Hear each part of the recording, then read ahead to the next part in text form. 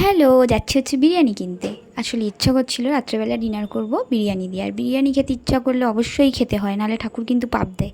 তো যাই হোক, এবার দেখো দুজনে বকবক করতে করতে যাচ্ছি, বেশ ভালো লাগছে। বেশি একটা রাত হয়নি, এই ৯টা মতো বাজে।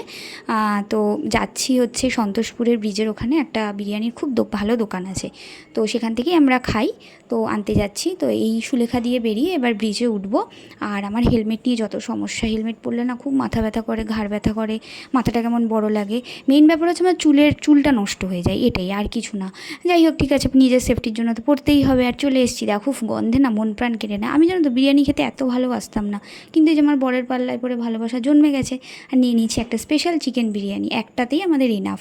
তো এইবারে চলে এসেছি মিষ্টির দোকানেও। সেই মিষ্টি না হলে আমি পাগলা হয়ে যাই। জানি না মেয়ে হওয়ার পর কী হয়েছে, এত মিষ্টি খাই, জানি না সুগার ফুগার হয়ে যাবে কি না। তো হয়ে গেছে নেওয়া, এবার বাড়ি যাচ্ছি। মেয়ে যেহেতু কাকির কাছে আছে, আর লাস্টে আমাদেরকে দেখালাম না, বিরিয়ানিটা দেখিয়ে শেষ করলাম। চলো টাটা।